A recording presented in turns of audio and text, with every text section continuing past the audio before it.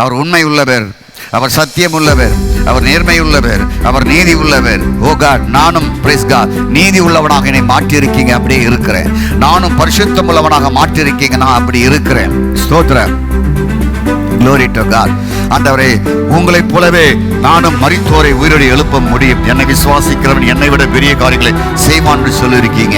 ஆகவே உங்களைப் போலவே நான் மரித்தோரை உயிரோடு எழுப்ப முடியும். அதற்கு அதிகாரத்தை நீங்களே கொடுத்திருக்கீங்க.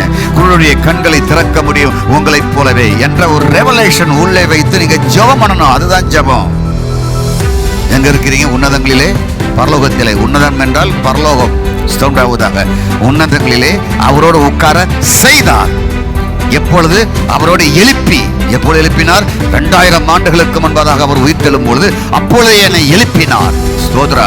அவர் இருக்கிற வண்ணமாகவே இப்பொழுது பரலோகத்திலேயும் நான் இருக்கிறேன், இந்த பூலோகத்திலேயும் இருக்கிறேன். அவர் இங்கேயும் கிரியை செய்கிறார், அங்கேயும் கிரியை செய்கிறார். நான் அங்கு இருக்கிறபடினாலே அங்கிருக்கிற ரகசியங்களையும் பொக்கிஷங்களையும் எனக்கு திறந்து காட்ட முடியும். உள்ளே வைத்துக் கொண்டு நீங்க பலப்படாம, விசுவாசத்தில் பலப்படாம, அன்பில் பலப்படாம, தயவில் பலப்படாம, மன்னிப்பதில் பலப்படாம, சாந்தத்திலே பலப்படாம, தயவுலே பலப்படாம, ஆவியின் கனிகளிலே பலப்படாம, நாம் இன்னும் தகர டப்பாவே இருக்கக்கூடாது.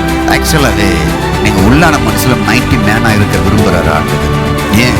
இந்த தேசத்தை தலைகளா மாற்றி அமைக்க, உங்கள் கிராமங்களையும் பட்டணங்களையும் வீடுகளையும் தலைகளாக மாற்றி அமைக்க, உள்ளான மனுஷில் வல்லமையாக 90 மேனாக இருக்க விரும்புகிறார். இந்த ஆற்றல் புரிந்தவன் தான் யார் என்றால் தானியேல்.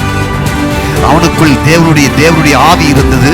கருப்பொருள்களை வெளிப்படுத்தக்கூடிய, சொப்பனங்களை வெளிப்படுத்தக்கூடிய தேவனுடைய ஆவியை உள்ளே உடையவனாக இருந்தார். தானியேல் 5:12. நீங்க நோயோடு வாழ்வது சிறப்பா? நீங்க கஷ்டப்படுவது சிறப்பா? அதுதான் விசுவாசத்தினுடைய வளர்ச்சியா? நீங்கள் கஷ்டப்பட்டுதான் விசுவாசத்துல உறுதியாகிறீர்களா? யார் சொன்னது?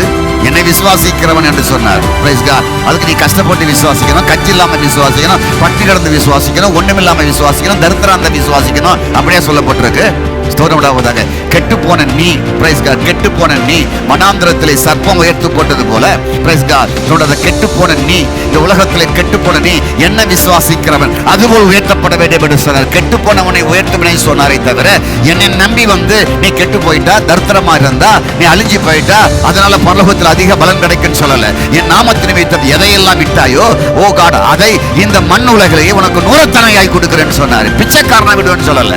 அவரை விசுவாசிக்கிறவனை பிச்சைக்காரனா விடுவேன்னு சொல்லல. நீ எதை இழந்தாயோ அதற்கு நூறத்தனையாய் வீட்டையும் கொடுப்பேன், ஆட்களையும் கொடுப்பேன், சொத்தையும் கொடுப்பேன்னு சொன்னாரு. நீ 3000 இழந்தாயா, 6000 உனக்கு கொடுக்கிறேன்னு சொல்லி யோபுக்கு இரட்டத்தனையாய் கொடுத்தவர். பிரைஸ் காட், ஸ்தோத்திரா. ஆகவே இந்த இயேசு உங்களுக்குள் இருக்கிறார்.